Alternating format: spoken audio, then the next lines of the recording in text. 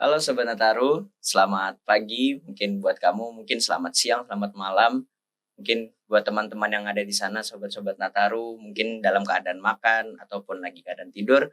Semoga teman-teman di sini sudah bisa mendengarkan kita ini dalam keadaan yang baik, sehat juga. Nah, hari ini Sobat Nataru, kita akan membahas tema yaitu dengan tema penyakit akibat perubahan iklim. Nah, hari ini saya tidak sendirian karena saya ditemani oleh dosen dari Institut Teknologi Yogyakarta yang sangat berpengalaman teman-teman di sini. Jadi saya di sini bersama dengan Ibu Warneningsih, Sarjana Teknik dan Magister Kesehatan.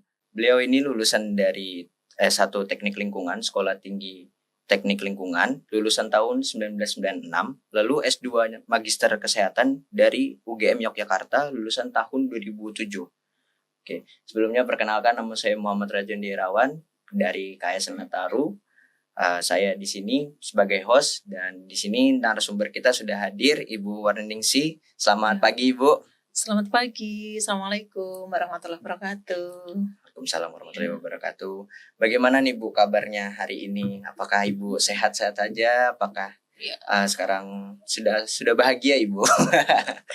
Alhamdulillah sehat walafiat dan alhamdulillah bahagia. Alhamdulillah. Berarti kita memang tetap harus bahagia ya Bu. Harus. Dalam gempuran apapun itu, maupun skripsi ataupun tugas kita tetap harus bahagia ya Bu. Iya, karena bahagia itu akan memacu kita untuk salah satunya memproduksi hormon namanya endorfin. Betul hormon sekali. Kebahagiaan.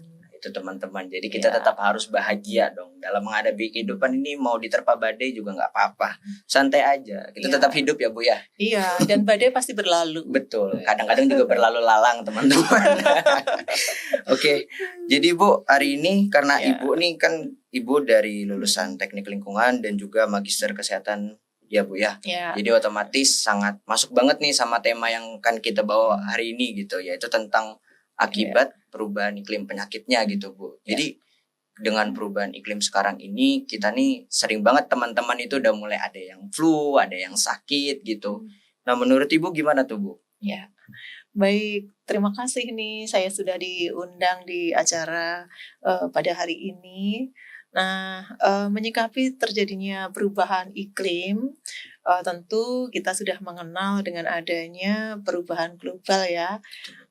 Yang paling kita rasakan, kita merasa panas. Benar. Tapi panasnya itu bukan panas hati loh ya. Waduh. Panasnya adalah panas dari suhu yang ada di lingkungan. Nah, menurut beberapa penelitian, suhu bumi itu meningkat rata-rata 0,6 sampai 0,78 derajat Celcius, baik yang ada di daratan maupun di laut, sehingga itu menyebabkan salah satunya dampak yang terjadi mencairnya es yang ada di kutub. Nah, kenapa kok teman-teman banyak yang mengeluhkan kalau terjadi perubahan iklim itu seringkali batuk, pilek, kemudian kadang ada yang mengeluhkan, wah ini kok saya ada gejala kayaknya terkena penyakit ISPA nih. ISPA? Iya, kadang orang menyebutnya juga asma, tapi bukan penyakit asmara loh ya. Kalau itu mas saya. Nah, kenapa kok bisa menyebabkan batuk, pilek? Karena kan perubahan suhu ketika terjadi perubahan iklim itu kan antara musim penghujan dan musim kemarau itu nggak bisa diprediksi, agak susah. Nah, seperti yang kita lihat, kita rasakan ketika hujan, durasinya itu pendek, artinya hujannya hanya sebentar. Iya benar. Tapi intensitasnya itu yang tinggi. Jadi kayak ibaratnya air dalam ember dituangkan dalam satu waktu, sehingga langsung melebar kemana-mana airnya. Nah, suhunya jadi turun, dingin. Kemudian ketika musim kemarau suhunya panas. Perubahan suhu yang sangat cepat, tubuh ini kadang belum siap beradaptasi. Sehingga resikonya, tubuh yang adaptasinya mendadak, seperti kalau kita melakukan sesuatu mendadak itu kan tubuh kadang belum siap. Benar. maka perkembangan virus juga semakin banyak dengan adanya perubahan iklim itu. Nah, kondisi perkembangan virus banyak, tubuh adaptasinya belum siap, maka gampang sekali kena penyakit, terutama influenza. Ya. Berarti menarik sekali ya Bu ya. Saya juga sih sebenarnya dalam beberapa hari ini juga udah sangat-sangat apa ya Bu ya, sangat-sangat merasa nggak enak badan sebenarnya, karena gimana kita setiap hari ada kegiatan. KSL juga sebenarnya lagi sibuk banget. KSL sekarang lagi banyak banget kegiatan. Terus habis itu tiba-tiba yang siangnya panas, terus tiba-tiba sorenya hujan deras. Nah itu tiba-tiba pas malam itu kita jadinya kayak lemas, capek gitu. Nah, itu yang kadangkala adik-adik itu kurang memperhatikan tentang kita menghadapi adanya perubahan iklim ini. Apalagi kondisi yang sekarang ini hampir selesai semesternya ya. Oh iya benar. Tugas numpuk, kadang lupa makan, nggak jaga kondisi. Nah, seharian lupa belum makan, sorenya kehujanan, lembur ngerjakan tugas. Kondisi fisik drop. Bibit penyakit gampang masuk. Benar, Bu. Nah, salah satu cara dengan adanya perubahan iklim ini sebenarnya yang bisa kita lakukan, kita harus siap menghadapi perubahan iklim itu dengan menjaga pola hidup dan pola makan yang baik. Sehingga makan pagi itu sangat penting untuk energi kita memulai beraktivitas ini. Nah, dengan perubahan iklim ini kan kalau hujan kadangkala nggak ada tanda-tanda langsung hujan. Bener. Deras banget. Iya, nih. bener, Bu. Nanti kalau pas nggak ada hujan panas luar biasa. Bener. Kadang saking sibuknya lupa minum, terjadi dehidrasi. Bener. Nah, maka penyakit-penyakit akan bermunculan di sekitar kita.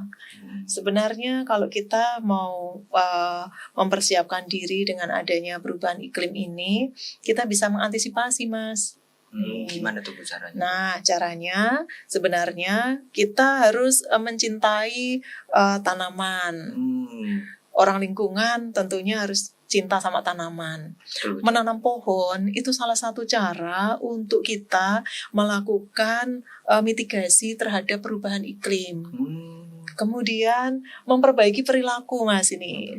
Ya, contohnya nih, Mas, seringkali kelihatannya hal sepele ya. Kita masuk ke kamar mandi, lihat keran masih ngalir, nggak peduli, langsung keluar saja. Padahal kan itu bisa ya kita matikan kerannya. Betul. Lampu nggak dipakai, keluar ruangan, tetap nyala. Nah, tetap nyala. AC, televisi. Nah, itu kan penggunaan listrik. Benar. Nah, penggunaan listrik itu kan nanti kalau kita nggak peduli, pemakaian listriknya tinggi. Iya, benar. Kita tahu bahwa listrik itu kan tidak bisa datang begitu saja ke ruangan. Benar. Nah, maka kita harus mengubah perilaku kita, mulai peduli pada lingkungan selain menanam pohon tadi. Nah, kemudian nih sekarang ini fenomenanya orang lebih suka kemana-mana tuh naik motor, maksudnya biar cepat. Iya, Bu, benar. Ya, jalan kaki aja masih bisa dilakukan, tetapi lebih memilih naik motor. Ini kita tahu bahwa naik motor salah satunya juga penyumbang gas CO yang itu akan menyebabkan terjadinya pemanasan global. Ini. Nah, apalagi kosnya cuma di belakang kampus. Kenapa harus naik motor? Aduh, saya itu lagi, Bu. Berarti bisa saya ambil beberapa poin ya buat teman sobat-sobat Nataru di sini. Kita itu terutama buat teman-teman yang masih ngekos nih. Kurang-kurangin deh makan 1 kali sehari. Saya tahu mungkin teman-teman yang lagi ngekos mungkin dompetnya lagi tipis, tapi gak apa-apa teman-teman. Jangan dibiasakan untuk makan sehari sekali, walaupun saya juga seperti itu sebenarnya. Kita tuh tetap harus jaga kesehatan ya, Bu, benar ya. Kita harus jaga kesehatan karena dalam keadaan iklim yang seperti ini kita tuh mudah banget terserang penyakit. Nah, tadi benar juga apa yang disampaikan oleh Ibu bahwa kita itu harus lebih peduli sama lingkungan karena dari tanaman itu kita bisa banyak mengambil manfaat ya, Bu. Ya, betul. Terus juga perubahan kayak sikap kita dalam kayak misalnya hal-hal sepele itu jangan diabaikan lah teman-teman ya. Kalau misalnya melihat keran ataupun lampu yang tidak digunakan dimatikan saja gitu ya, Bu ya. Ya. intinya kita merubah perilaku tuh nggak usah nunggu hal yang besar. Benar-benar. Sesuatu yang kecil yang bisa kita lakukan, kita lakukan. Nah, kita mulai bisa beradaptasi dengan adanya perubahan iklim, mulai peduli dengan kondisi lingkungan sekitar, kemudian kita mulai peduli dengan kondisi yang terjadi sekarang ini. Jangan hanya kipas-kipas saja dengan kondisi yang sekarang ini semakin panas, terus beli kipas angin, kipas-kipas, pasang AC, itu bukan merupakan adaptasi. Nah, kita harus melakukan adaptasi terhadap perubahan iklim, kemudian mau melakukan mitigasi. Ya, nggak usah nunggu perannya pemerintah, kita dulu. Betul. Nah, sebaik-baik manusia itu kan yang bermanfaat. Nah, betul. Kita bisa bermanfaat bagi lingkungan, bermanfaat bagi sesama, sehingga nanti ini kan kata para pakar itu, kita kan hanya dipinjemi tinggal di bumi ini. Nah, nanti kan akan kita kembalikan. Betul. Ke anak turun kita, ke generasi berikutnya. Maksud kita dipinjemi mengembalikannya dalam kondisi yang rusak. Betul sekali. Nah, maka kita mulai harus sekarang ini peduli. Tuh teman-teman, jadi dicatat ya apa yang disampaikan sama Bu Warningsih ya. Jadi kita itu mulai peka terhadap lingkungan ya Bu ya. Apalagi dalam keadaan sekarang gitu. Teman-teman tuh harus peka. Jangan peka sama perempuan doang teman-teman. Jangan sama pacar doang peka. Lingkungan juga harus dipekain. Jangan gitu. Nah jadi Bu di sini kan dari sobat-sobat Nataru sudah mengirimkan beberapa pertanyaan nih. Nah itu sudah disortir sama teman-teman dari Kerinfo. Nah saya akan menanyakan beberapa pertanyaan nih Bu dari sobat-sobat Nataru di rumah. Baiklah. Jadi yang pertama itu Sobat Nataru bertanya nih Bu, kelompok masyarakat mana yang paling rentan terkena dampak kesehatan akibat perubahan iklim dan mengapa Bu? Oke, baik. Saya menjawabnya dengan contoh saja. Baik. Yang terjadi di salah satu kelurahan di Sitimulyo, Piungan. Nah, dengan ditutupnya TPA Piungan, ini terjadi perubahan pola kebiasaan yang dulunya itu banyak masyarakat yang mengambil atau memungut dari TPA Piungan itu yang bisa masih mempunyai nilai ekonomi diambil, dijual. Dengan ditutupnya TPA kan tidak bisa melakukan aktivitas di situ lagi. Nah, kemudian dengan adanya pembangunan tol di sekitaran Jogja, itu masyarakat banyak yang menjual tanahnya untuk urukan tol. Nah, galian tanahnya itu digunakan untuk membuang sampah. Jadi ada beberapa masyarakat yang beralih profesi mengambil sampah dari permukiman penduduk. Dibuangnya kemana? Ke galian tanah tadi. Waduh. Untuk urukan. Kalau sore itu dibakar. Nah, pembakaran sampah yang secara manual itu menimbulkan asap yang luar biasa pekat. Karena pembakarannya tidak sempurna kan, hanya dibakar manual. Dampaknya apa? Nah, larinya ke terjadinya pemanasan global tadi kan, pencemaran udara. Yang terjadi, masyarakat yang terdampak, contoh yang saya sampaikan ini adalah anak-anak balita. Kalau sore itu banyak yang diungsikan. Karena banyak anak-anak balita yang sudah terkena dampaknya, menderita penyakit ISPA. Sehingga kalau sore itu diungsikan. Memang secara ekonomi, pendapatan masyarakat yang beralih profesi itu meningkat. Dengan mengambil sampah, kemudian ditimbun di galian tanah, tadi yang tanahnya diambil, dijual untuk urukan tol itu, pendapatan rata-rata satu hari itu bisa mencapai kurang lebih 1 juta. Wow, 1 hari 1 juta ya? Kurang lebih 1 juta. Nah, ketika melakukan aktivitas mengambil sampah di TPA waktu itu, pendapatannya nggak sampai segitu. Nah, dengan pendapatan yang tinggi, tapi risiko kesehatannya kan kurang diperhatikan. Kasihan generasi yang sekarang masih anak-anak balita itu, generasi nanti yang akan datang, penyakit ISPA itu nggak bisa disepelekan. Nih, apalagi kalau sudah itu kan dampaknya ke paru-paru, kesehatan paru-paru. Kalau paru-parunya terganggu, kesehatannya terganggu, bagaimana nanti pertumbuhan kesehatannya? Dampaknya kan nanti rentetannya panjang. biaya yang dipakai untuk pengobatan walaupun di cover BPJS, tapi kerugian kesehatan pada anak-anak balita itu kan tidak ternilai harganya Benar. dibandingkan dengan 1 juta rupiah satu hari. Rata-rata pendapatan yang diperoleh sekarang ini dengan beralih profesi itu. Nah, mikirnya harusnya kan jangka panjang, Benar. bukan kondisi sesaat. Benar. Memang kondisi sesaat dapat finansial kurang lebih 1 juta itu sesuatu banget ya. Iya pasti. Kayak wow banget ya. 1 hari 1 juta, wah. Iya, saya aja gajinya nggak ada 1 hari 1 juta. Benar, Bu. Ini. Nah, jadi kayak sesuatu ya wow banget gitu. Sehingga dengan mendapatkan pendapatan 1 juta satu hari itu, rata-rata 1 juta satu hari itu mengubah pola hidupnya. Nih, sehingga kurang memperhatikan dampak jangka panjangnya. Kasihan generasi yang sekarang masih anak-anak. Itu yang nanti akan menanggung risikonya. Benar. Nih, maka harusnya ini harus ada kolaborasi. Peran dari pemerintah, selain itu juga tokoh-tokoh masyarakatnya diajak komunikasi. Bagaimana mengatasi persoalan itu? Jangan dibiarkan. Nih, karena kalau dibiarkan kasihan nanti generasi yang akan datang ini menanggung risikonya loh. Nih, terkena penyakit ISPA. Nah, paru-parunya kasihan nanti. Kalau sampai kanker paru-paru, penyembuhannya itu butuh biaya, butuh waktu yang panjang.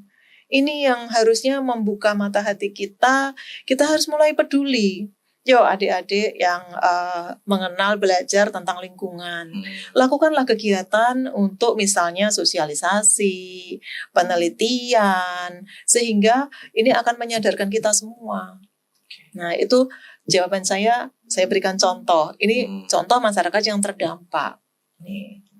Berarti dengan contohnya itu aja udah sangat-sangat berbahaya ya Bu. Betul. Apalagi itu baru sekian persen dari permasalahan ini kan Bu. Betul. Kalau misalnya juga kita tetap melakukan hal seperti itu, nanti bagaimana kita untuk melimpahkan nanti generasi untuk generasi selanjutnya ya Bu ya. Betul. Nanti malah generasi selanjutnya kita malah penyakitan. Malah itu kita sebenarnya kan tombak dari tombak dari negara kita ini adalah generasi selanjutnya kan. Betul. Kalau misalnya tombak kita udah tumpul, bagaimana nanti kita ini bisa berkembang gitu ya Bu ya. Betul. Kalau generasinya pada sakit karena kondisi lingkungan yang nggak sehat itu, gimana nanti bisa mendapatkan kehidupan yang layak. Betul. Untuk mikir kondisi kesehatannya saja, nah butuh perjuangan untuk sehat kembali. Dan itu enggak termasuk penyakit yang dalam tanda kutip jangan disepelekan. Itu penyakit yang butuh perjuangan panjang untuk proses penyembuhannya. Berarti teman-teman harus kita peka ya terhadap lingkungan ya. Kita nggak boleh lagi nih kayak ya sudahlah paling cuman sedikit kan yang make cuman aku doang. Jangan mikir kayak gitu ya Bu ya. Karena kalau misalnya yang mikirnya kayak gitu ada 1000 ya sama aja ya Bu ya. Terus habis itu juga untuk pemangku kebijakan juga harusnya udah mulai terbuka untuk pemikirannya. Kita di sini tuh sangat butuh bagaimana kebijakannya begitu untuk membantu kita ini bisa lebih memikirkan bagaimana kedepannya nanti begitu. Terus juga jangan lupa juga teman-teman yang ada di rumah, masyarakat sekitar pun juga harus sadar. Jangan hanya menunggu dari pemerintah untuk memberikan kebijakan. Kita juga harus mengambil inisiatif sebagai masyarakat, kita menjaga lingkungan kita gitu. Jangan nanti kalau misalnya sudah kita sudah terdampak nih, baru kita ngomel ke pemerintah kan sering sekali seperti itu ya Bu ya. Iya, betul. Padahal kita juga salah satunya yang mengakibatkan gitu, tapi kita malah mendumel ke pemerintah. Jadi jangan jadi manusia yang seperti itu sobat-sobat Nataru ya. Karena kita juga punya inisiatif sebagai masyarakat bagaimana kita menjaga lingkungan sekitar Bu ya. Iya. Betul sekali. Oke, mungkin selanjutnya bisa lanjut ke pertanyaan yang kedua nih Bu ya. Oke, baiklah. Nah, untuk yang kedua ini Sobat Nataru bertanya nih Bu, kalau apa saja langkah-langkah mitigasi atau adaptasi yang dapat dilakukan untuk mengurangi dampak penyakit akibat perubahan iklim Bu? Oke, baik. Seperti yang sudah sedikit saya singgung tadi di depan, kita lakukan adaptasi terhadap perubahan iklim. Adaptasinya yaitu kita nggak boleh terus kemudian kalau bahasanya anak sekarang cuek bebek ya, nggak Betul. peduli. Nah, kita harus mulai care, mulai peduli, mulai perhatian. Perhatiannya jangan hanya ke pacar tadi katanya ya. Nah, Iya lagi. ke lingkungan sekitar kita harus mulai adaptasi karena kondisinya sudah berubah, nggak seperti dulu lagi. Kita adaptasi dengan adanya perubahan iklim yang sudah semakin panas. Betul. Kalau dulu di desa itu masih bisa merasakan dinginnya udara, sejuknya udara di Jogja, Betul. di desa. Sekarang di mana-mana panas Benar, ini. benar Nah, sekali. kalau contohnya nih adaptasi yang bisa kita lakukan, kita harus mulai menjaga, mempertahankan kondisi fisik kita, kesehatan kita. Ini yang sekarang saya lihat trennya sudah banyak, trennya sudah mulai berubah. Anak-anak muda yang dulu jarang kita temukan di jalan itu banyak yang olahraga lari-lari itu. Sekarang lomba lari itu kayak apa ya? Jadi kebutuhan ya. Iya, benar. Nah, olahraga, kemudian mengatur pola makan, pola hidup. Kita mulai peduli dengan lingkungan.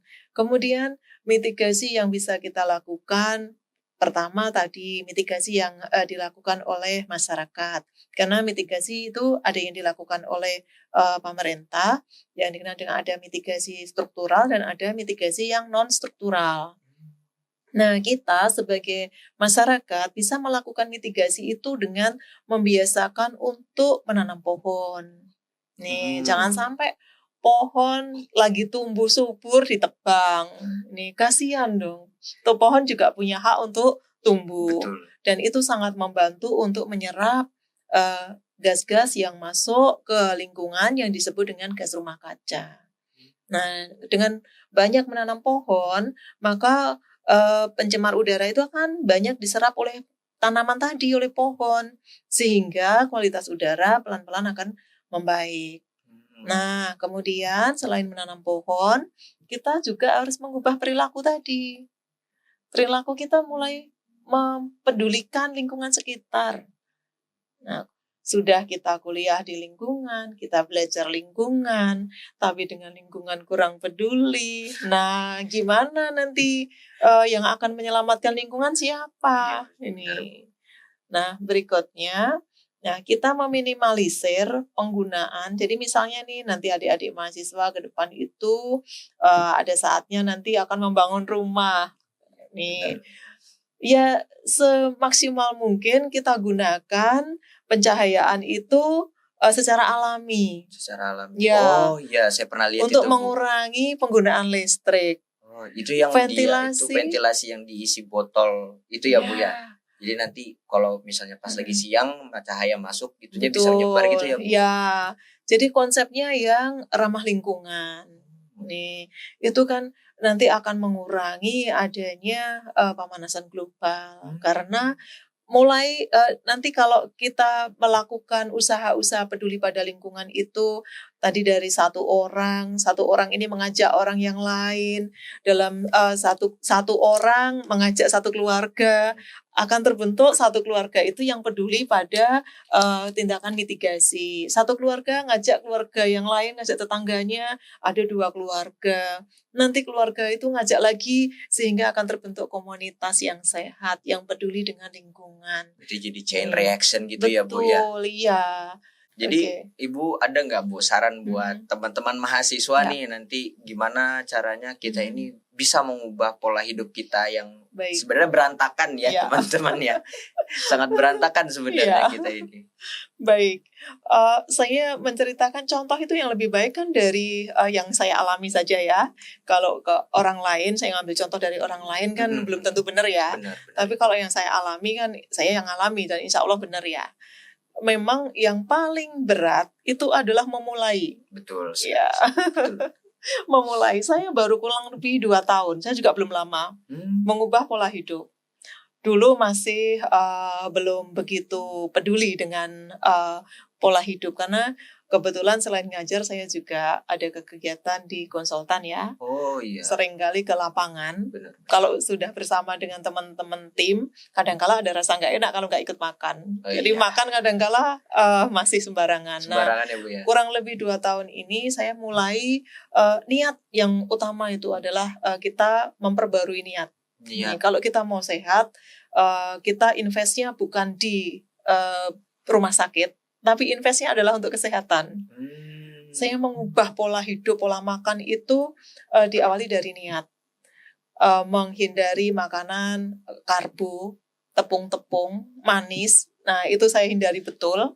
Kemudian kalau pagi saya bangun aktivitas saya sholat subuh itu, selesai sholat subuh tidak pernah tidur lagi. Kalau dulu kadang kalau masih ngantuk saya tidur lagi.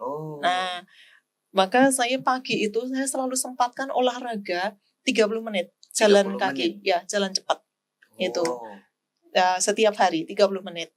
Awalnya berat, kaki capek. Iya, berat. Pasti capek. Ya. Sekarang kalau nggak olahraga pagi, ada rasa ketagihan. Misalnya pagi hujan tuh. Nah, nggak bisa jalan kan karena hujan. Nah, saya kayak ada sesuatu yang kurang. Sehingga sore pulang dari kantor itu, kalau nggak hujan, saya ganti. Nih. Jadi kebiasaan ya, Bu ya? Jadi yang saya rasakan, alhamdulillah saya jadi nggak ngantuan. Rasanya seger, fresh. Aktivitas dari pagi sampai sore itu nggak terasa capek. Saya jarang yang namanya tidur siang. Oh, jarang tidur Iya, siang? saya bangun rata-rata jam 4 kurang. Nah, terus aktivitas, tapi saya jam 9 malam sudah tidur. Jadi balik lagi, nomor 1, kalau kita mau mengubah, terutama untuk tadi ya menghadapi perubahan iklim, kita memperbaiki perilaku kita, nomor 1 adalah niat. Ya. Nah, setelah niat, tidak berhenti di niat. Kalau niat itu kan baru perilaku yang cover behavior. Belum bisa dilihat oleh orang lain, belum ada actionnya. Maka harus segera kita ikuti dengan yang yang over behavior, perilaku yang bisa dilihat oleh orang lain. Apa itu? Sudah niat, dilakukan. Kalau cuma niat, nggak dilakukan, sama aja. Iya, makanya niat dulu. Niatnya yang benar, pengen sehat. Nah, terus baru diikuti, mengubah perilakunya, dilakukan. Ini kalau sebatas niat, wah saya udah niat toh ini, tapi nantilah ya akhirnya nggak terwujud. Berarti kayak niat itu bannya kalau misalnya dilakukan itu satu sepeda rangkaian sepedanya Bu ya. Jadi kalau misalnya cuma ada niat, cuma bannya doang nggak bisa jalan juga gitu. Kayak dinamo lah, lebih tepatnya kayak dinamo. Ya, penggerak. Dinamo itu kan penggerak kan. Ya, motor itu kan ada penggeraknya ya. Iya, dinamo itu. Nah, kita harus ada yang menggerakkan. Yang menggerakkan itu kan bisa dari diri kita sendiri, bisa dari orang lain. Menarik. Nih, contohnya nih Mas. Udah punya pacar belum? Udah. Udah. Ini diajak pacarnya, diajak olahraga karena ngikutin pacarnya mau. Nah, itu artinya apa? Dorongannya dari pihak luar. Tapi kalau udahlah saya nggak mau, mungkin punya pengalaman atau melihat orang lain yang sakit sehingga saya nggak mau. Nanti saya sudah lulus kuliah, bekerja, dapat gaji, saya kerja capek-capek, uangnya saya setorkan ke dokter untuk biaya berobat. Maka saya harus segera mengubah. Berarti harus pola hidup ada rangsangan dari luar ya Bu. Betul. Bisa rangsangan dari luar, bisa rangsangan dari dalam. Nih. Tuh, berarti tadi juga berarti poinnya buat teman-teman Sobat Nataru ya. Kita itu harus tetap niat dan juga dilakukan, jangan cuma sekedar niat. Betul. Tapi nanti kalau cuma niat doang mah cuma ada di pikiran, sudah nyampe di kosan jeblok tidur. Iya, betul. Atau enggak, teman-teman pasti yang laki-laki nih terlebihnya pasti malam-malam begadang bukan ngerjain tugas nih, pasti ngejar rank ML kan pasti. Teman-teman kurang-kurangin begadang. Istirahat yang cukup. Besok itu kita harus menghadapi kenyataan. Jadi teman-teman jangan begadang. Kesian tubuh, kesian. Nah, tapi Bu, kan gini juga permasalahan tadi Ibu bilang soal ada di makan ya, makanan yang bertepung, makanan yang manis-manis. Kita kan sebagai mahasiswa biasanya cari yang murah-murah nih Bu. Biasanya yang paling murah tuh ayam geprek. Oh gitu ya. Sudahnya bertepung, karbo, terus Ya. ditambah es teh manis Nah Ibu. itu dia. Itu gimana tuh kita caranya tuh Bu biar kita bisa mengubah pola itu gitu. Oke, saya punya satu pertanyaan nih. Gimana tuh Bu? Kalau makan itu mengikuti keinginan atau kebutuhan? Kalau Dita sih biasanya gimana ya nyebutnya? Kita sih keinginan mungkin ya Bu lebih tepatnya. Mas Dita lebih memilih ke keinginan ya, Iya, memenuhi keinginan ya. Benar. Contoh nih, kadang kita makan itu nggak perlu kerupuk kok, tapi ingin aja. Iya benar sih. Nah, membedakan antara keinginan dan kebutuhan itu sesuatu yang beda tipis lah. Iya sih benar. Nah, maka tadi ada niat dulu, niatnya pengen sehat, mulai dirubah. Makan dalam rangka untuk memenuhi kebutuhan. Ya, bukan keinginan.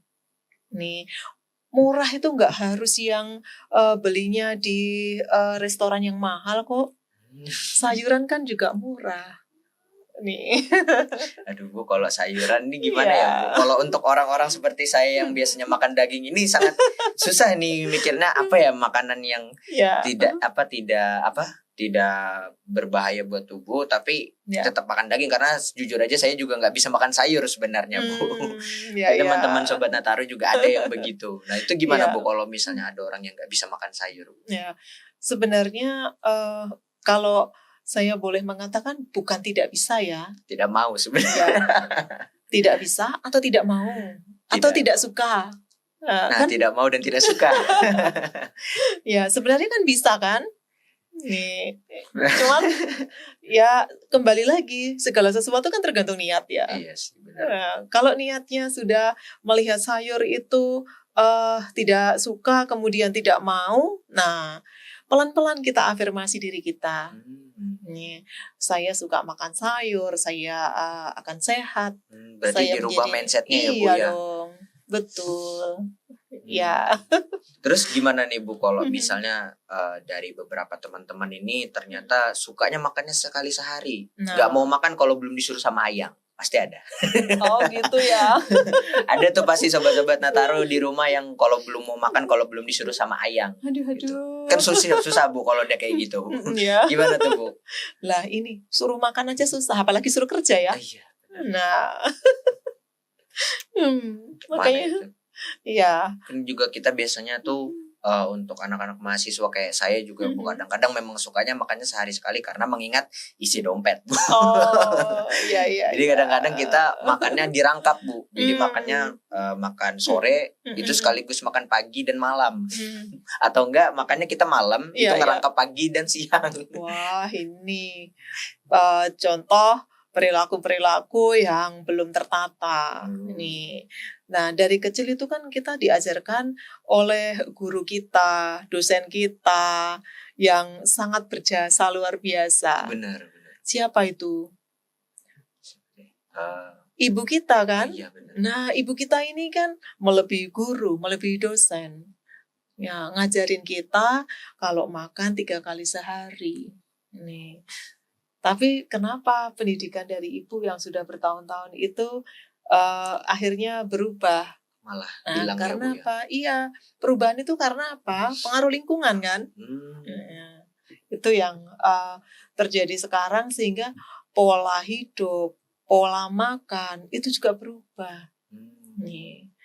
Maka kalau kita nggak ada niat yang kuat, ya susah. Balik lagi ke niat kita. Nih.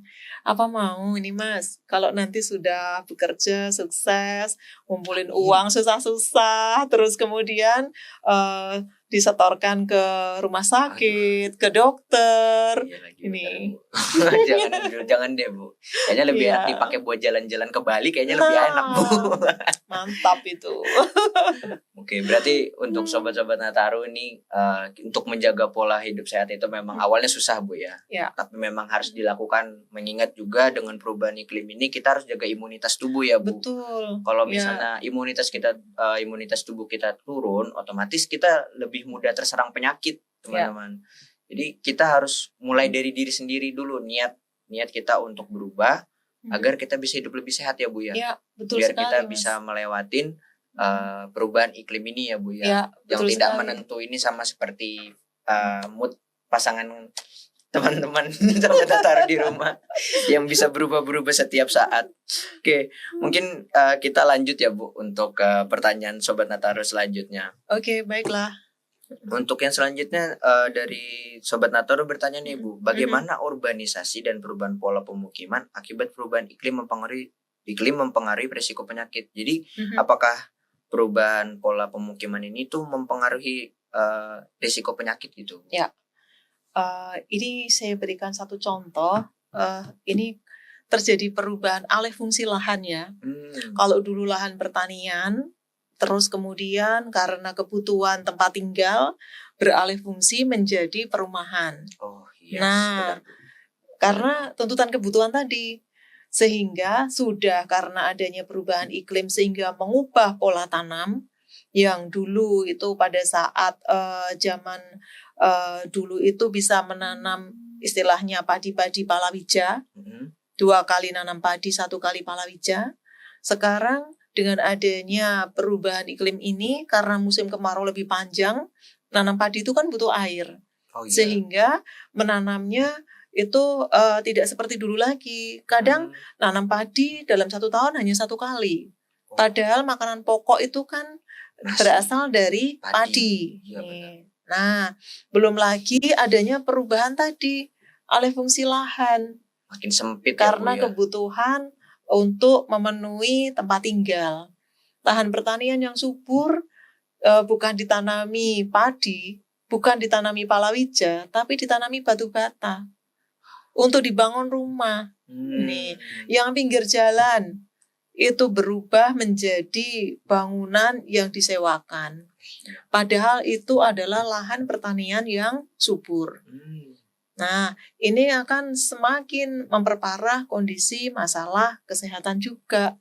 Yang awalnya dari adanya perubahan iklim itu mengubah pola tanam yang harusnya bisa mendapatkan hasil panen yang banyak karena curah hujan yang tinggi, produksi pertanian terutama di padi itu yang harusnya tanaman padi bisa terisi penuh karena hujannya yang tinggi, maka tanaman padi itu banyak yang istilahnya tidak terisi penuh.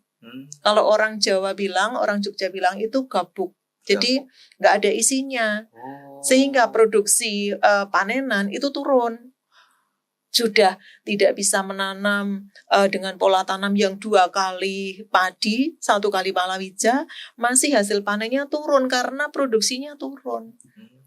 Nah, itu kan tadi yang adanya pergeseran, ada urbanisasi, itu kan kaitannya dengan tuntutan kebutuhan juga ya. Dalam rangka memenuhi tuntutan kebutuhan, maka masyarakat melakukan urbanisasi.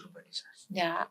Berarti selain dengan perubahan iklim ini ternyata penyakitnya nggak cuma ke manusia ya Bu ya, bisa betul. Berdampak sama lingkungan juga ya Bu, sama tanaman gitu ya Bu. Iya.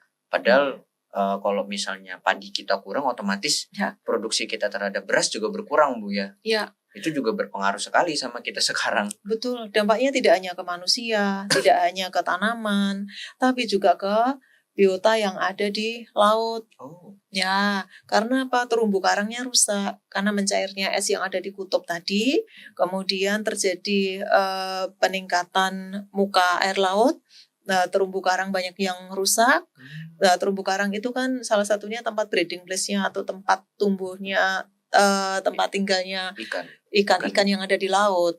Nah, itu kan kalau ibaratnya rumahnya rusak, mau tinggal di mana? Iya, benar. Nih, akhirnya nanti para nelayan mendapatkan hasil tangkapannya juga akan turun. Jadi dampaknya panjang. Tidak hanya ke pertanian, saudara-saudara kita yang aktivitasnya itu sebagai nelayan, pekerjaannya sebagai nelayan, ini kan juga kadang tidak bisa melaut karena apa? Ketika terjadi pencairan es yang ada di kutub, ini, nah dampaknya terjadi badai, terjadi peningkatan muka air laut, nah, kemudian pulau-pulau kecil yang ada di dekat-dekat laut itu nanti akan kena dampaknya, hilang pulau-pulau kecilnya. kemudian terjadi abrasi yang cepat. Nih, maka tindakan kita salah satunya juga kita melakukan mitigasi itu pada penanaman mangrove di pinggir-pinggir pantai untuk menghindari abrasi. Karena luasan daratan akan semakin cepat berkurang nanti. Itu dampaknya panjang. Berarti kalau misalnya kita pikir-pikir berarti dampaknya panjang sekali ya Bu, dengan perubahan iklim ini aja, dengan perubahan iklim aja udah banyak banget sektor dari kita itu yang sangat-sangat berpengaruh ya Bu. Tadi ada petani, ada nelayan, ada masyarakat juga, itu sangat-sangat berpengaruh gitu. Berarti untuk perubahan iklim ini berarti sangat-sangat warning ya Bu untuk kita sekarang ya Bu ya. Betul. Makanya tadi kita bukan hanya dengan adanya sekarang kok cuacanya panas ya. Terus kemudian solusinya beli kipas angin, kamarnya dipasang AC. Kalau kuliah bawa kipas angin yang mini itu, kipas portable, bukan itu solusinya. Nanti akan semakin panas. Ini baru meningkat kurang lebih 0,6 sampai 0,78 saja sudah kepanasan. Nah, nanti kalau kita nggak peduli, kita nggak segera sadar, tetap terlena dengan kondisi seperti ini, ya semakin lama peningkatan rata-rata suhu bumi itu akan semakin meningkat. Meningkat terus ya Bu ya? Iya. Lama-lama jadi gulung pasir kita di sini. Iya. Salah satu risiko yang terjadi dengan adanya pemanasan global itu karena berdampak juga pada kebakaran hutan. Nah, kebakaran hutan itu kan akan menyebabkan pencemaran udara. Oh iya. Nah, itu juga akan memperparah terhadap kejadian efek rumah kaca tadi.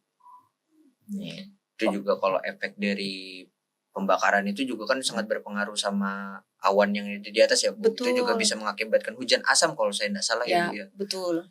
Itu berbahaya sekali loh teman-teman kalau misalnya kita terjadi hujan asam di Indonesia ini. Wah itu kalau misalnya teman-teman bisa kena dia bisa iritasi, itu berbahaya sekali. Jadi berarti untuk urbanisasi ini pun juga sangat berpengaruh ya Bu dengan perubahan iklim ini. Betul. Ya Bu. Berarti kita ini sangat membutuhkan juga dari pemangku kebijakan juga harus bisa meregulasi bagaimana urbanisasi ini ya Bu ya. Iya, betul. Sebenarnya kalau regulasi dari pemerintah saya rasa sudah sangat lengkap ya, cukup tinggal kita melaksanakan regulasi itu sesuai dengan amanah yang ada di dalam regulasi itu atau tidak. Benar. Sehingga kita mestinya harus kembali lagi pada regulasinya bagaimana, terutama terkait dengan mohon maaf suatu daerah itu kan pasti sudah direncanakan. Iya benar. Peruntukan wilayah itu untuk apa? Peruntukan lahan itu untuk apa? Benar. Nah, kalau sudah ada RDTR-nya ya kembali ke situ.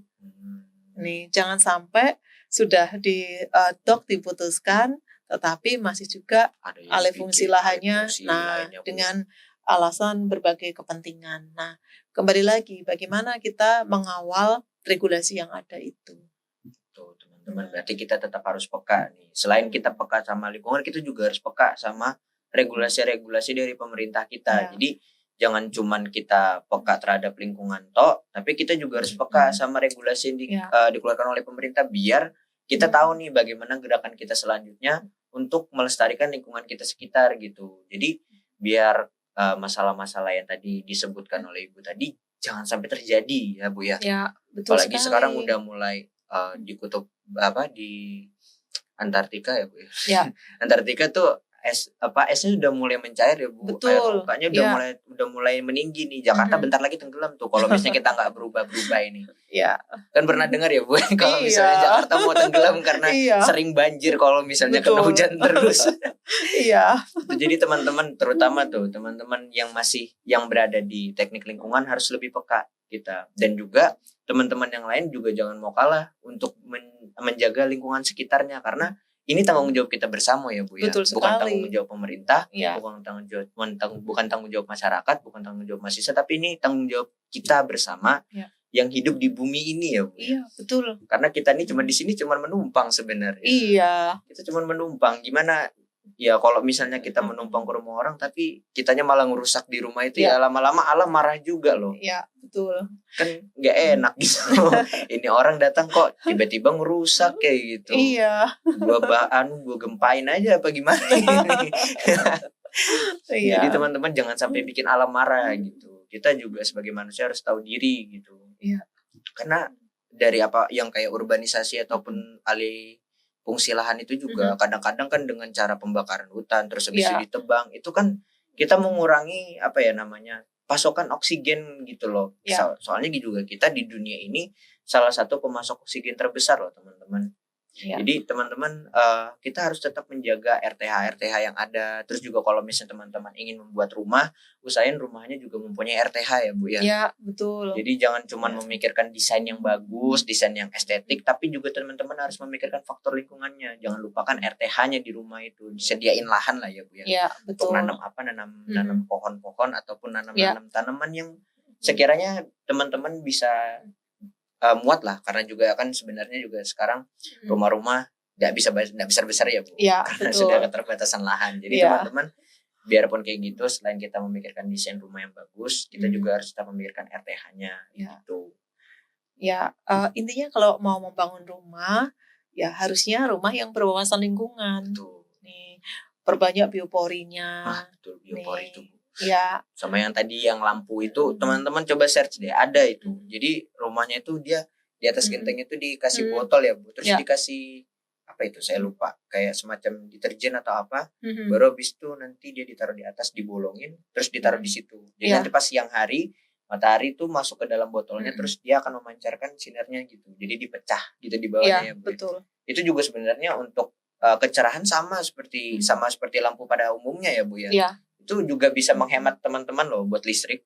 Jadi jangan lupa dipikirkan bahwa kita itu banyak banget yang bisa kita manfaatin di alam ini ya Bu ya. Betul sekali. Apalagi energi-energi yang seperti itu ya. Padahal bisa kita gunakan loh, tapi kita malah memilih hal yang simple, pengennya cepat. Jadinya apa ya? Hal-hal seperti itu terdengar seperti ribet, tapi enggak sebenarnya. Kembali lagi, tergantung niat kita. Nah, niatnya diperbaiki tuh. Ini kalau misalnya kita niat aja masih kurang, nanti kayak mana generasi ke depannya gitu. Terus mungkin bisa kita lanjut ke pertanyaan selanjutnya nih Bu. Ya, boleh silahkan. Jadi Sobat Nataru bertanya juga nih Bu, bagaimana kolaborasi antara ahli kesehatan lingkungan, pemerintah dan masyarakat dapat membantu mengatasi tantangan ini Bu? Tadi masih menyangkut sama permasalahan yang tadi kita bahas tadi nih Bu. Ya, baiklah. Nah, dari pemerintah itu sebenarnya kan sudah mengeluarkan berbagai macam regulasi terkait dengan perubahan iklim ini. Bagaimana kita melakukan adaptasi, langkah-langkah untuk adaptasi itu bagaimana, itu sudah diatur, ada regulasinya. Nah, kemudian dari masyarakat bagaimana? Masyarakat harus selalu kita ingatkan, kita pahamkan agar mau berubah. Nah, saya ambil contoh pada saat terjadi COVID kemarin. Ya, untuk pakai masker itu kan susah ya. Oh iya benar. Karena nggak terbiasa. Betul. Nah, kurang lebih kita terbiasa menggunakan masker itu waktunya sekitar 3 bulan. Iya. Karena menurut teori yang diungkap oleh salah satunya Noto Atmojo itu, beliau menyatakan bahwa terbentuknya perilaku itu butuh waktu kurang lebih 3 bulan. Baru akan berubah seseorang itu. Jadi diulang-ulang terus sampai kurang lebih 3 bulan itu baru terbentuk perilaku yang baru. Oke, berarti tadi udah banyak banget ya Bu yang disampaikan, ternyata sangat berpengaruh sekali untuk pengaruh perubahan iklim ini ternyata sama aspek-aspek kehidupan kita gitu. Gak cuma di masyarakat, di tumbuhan dan di lingkungan sekitar pun ternyata juga sangat berpengaruh gitu. Nah terus juga Ibu tadi sudah menyampaikan juga bahwa bagaimana cara kita untuk bisa beradaptasi dengan keadaan perubahan iklim ini dengan perubahan pola hidup ya Bu ya. Perubahan pola hidup dari yang kita biasanya makan 1 hari sekali bisa dirubah menjadi 3 hari sekali, terus habis itu menjaga apa namanya tadi Bu, menjaga kesehatan, peduli dengan lingkungan juga. Jadi jangan cuma kita peduli sama diri sendiri tapi juga harus peduli sama lingkungan sekitar. Jangan biarkan keadaan sekitar ini malah terus memburuk karena kita hanya berpikir pada diri kita sendiri ya Bu ya. Oke, mungkin Ibu mau memberikan closing statement mungkin? Boleh. Nah, kondisi sekarang sudah kita rasakan bersama, terjadi pemanasan global, yaitu terjadi peningkatan rata-rata suhu bumi. kita tidak bisa hanya kipas-kipas saja. Tapi kita harus mulai saat ini, harus mengubah pola hidup kita. Kita mulai peduli pada kondisi lingkungan. Nah, peduli tidak cukup hanya, oh saya peduli. Tapi kembali lagi, ada niat dan ada perilaku yang nyata. Sehingga sekecil apapun yang sudah kita lakukan, itu akan bermanfaat. Ikut berperan serta mengendalikan adanya pemanasan global. Begitu, Mas. Terima kasih Ibu atas closing statement-nya. Terima kasih Ibu Waneningsih sudah hadir dan menemani kami, sudah menjadi narasumber kami. Kami sangat berbangga hati sekali bisa ditemani oleh Ibu yang sangat berkompeten di bidangnya. Dan untuk tema yang hari ini juga sangat-sangat bisa dikupas. Ya sebenarnya waktunya sangat kurang sih sebenarnya, tapi karena keterbatasan waktu kami mohon maaf Ibu. Mungkin nanti lain kali kita bisa podcast lagi lah ya Bu ya. Baik. Terima kasih sudah diundang. Semoga apa yang kita sharingkan bisa bermanfaat. Amin. Oke, untuk teman-teman yang ada di rumah, untuk sobat-sobat Nataru di luar sana, ingat apapun yang tadi udah disampaikan oleh Ibu, dan itu catatan yang penting untuk kita semua bahwa perubahan iklim ini sangat warning untuk sekarang. Jadi teman-teman harus bisa peka terhadap lingkungan dan peka terhadap diri sendiri. Jangan cuma peka sama pacar doang. Oke, mungkin itu akhir dari podcast hari ini. Saya Muhammad Rajin Dirawan, saya pamit undur diri. Wassalamualaikum warahmatullahi wabarakatuh. Waalaikumsalam warahmatullahi wabarakatuh. Terima kasih.